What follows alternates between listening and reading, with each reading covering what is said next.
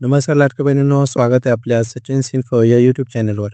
आज आपण पाहणार आहे सरकारने जी नवीन वेबसाईट लॉन्च केलेली आहे, त्या नवीन वेबसाईटवर आपण कशाप्रकारे आपले ई-के-वाय-सी करू शकणार आहे, नेमकी काय प्रोसेस असणार आहे, कशाप्रकारे विवाहित, विधवा, घटस्फोटित, त्याचबरोबर अविवाहित महिलांना आपली के-वाय-सी करावी लागणार आहे, कशाप्रकारे डॉक्युमेंट सबमिट करायचे आहे, कशाप्रकारे ऑफलाईन करायचे आहे, कशाप्रकारे ऑनलाईन करायचे आहे, सर्व काही आपण एकाच व्हिडिओमध्ये पाहणार आहे. त्यामुळे व्हिडिओ स्किप करू नका, व्हिडिओ संपूर्ण पहा.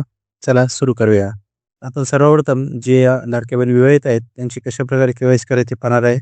सर्वप्रथम त्यांचा आधार नंबर टाकून घ्यायचा आहे.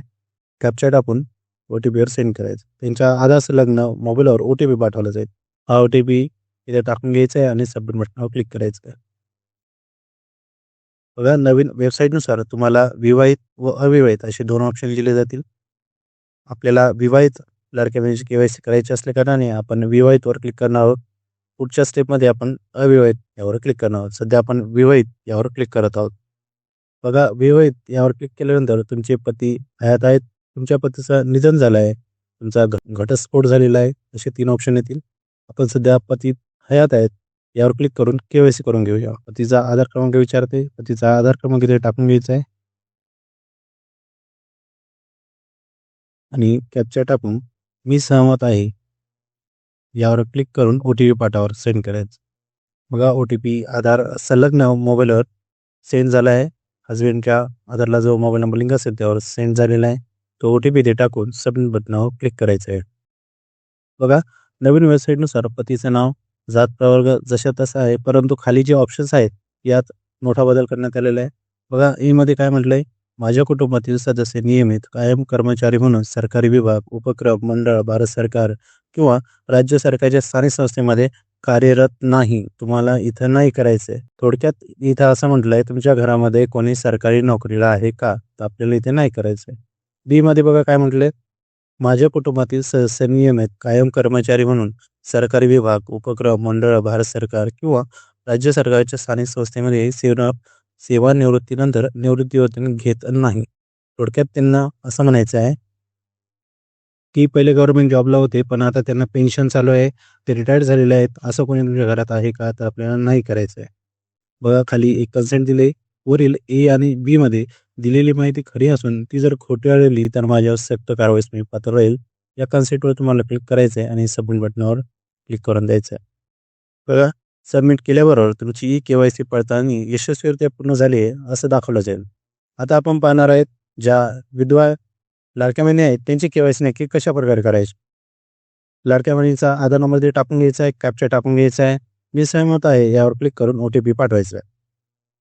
ओ-टी-पी ते टाकून घ्यायचा आहे आणि इथे परत 2 ऑप्शन राहतील. विवाहितवर क्लिक करायचं आहे, पतीचे निधन झाले यावर क्लिक करायचं आहे. ते सेम मागाशी सारखेच दोन्ही ऑप्शन. तुमच्या घरात कोणी सरकारी नोकरीला आहे का? नाही करायचं आहे. तुमच्या घरात कोणी सरकारी नोकरीला होतं पण ते निवृत्ती वेतन घेत आहे, नाही करायचं आहे. पण खाली एक नवीन कन्सेंट आलेली आहे, माझे पती हयात नसून पतीचा मृत्यू दाखल्याची सत्यप्रत संबंधित जवळच्या अंगणवाडी सेविकेकडे 1 डिसेंबरपर्यंत मी जमा करेन. त्याचबरोबर दुसरी कन्सेंट आधीच्या सारखीच ए आणि बी मध्ये दिलेली माहिती खरी असून खोटी आढळल्यास माझ्यावर कायदेशीर कारवाई करण्यात येईल, सक्त कारवाई करण्यात येईल.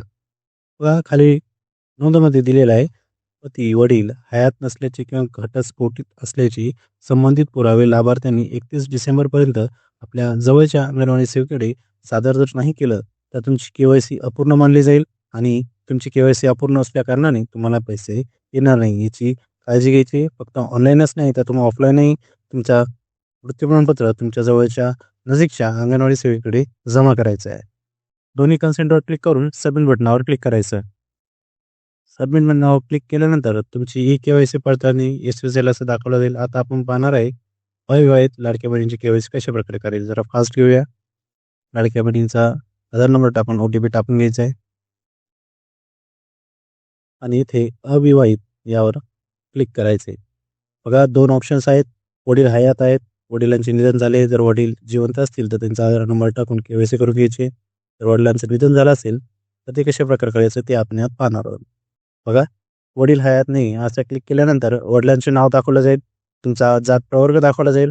पहिल्यासारख्याच 2 कन्सेंट आहेत की तुमच्या घरात कोणी सरकारी नोकरीला नाही आहे, तुमच्या घरात कोणी पेन्शन घेत नाही आणि खाली एक नवीन कन्सेंट आलेले आहे, माझे वडील हयात नसून वडिलांची मृत्यूची दाखल्याची सत्यप्रत तुम्ही जवळच्या अंगणवाडी सेवेकडे 31 डिसेंबरपर्यंत जमा करणार आहात. या कन्सिडरवर क्लिक करून आणि खाली ए व बी यावर ही माहिती खरी असून खोटे आढळल्यास माझ्यावर सक्त कारवाई करण्यात येईल यावर क्लिक करून तुम्हाला सबमिट बटनावर क्लिक करायचं आहे.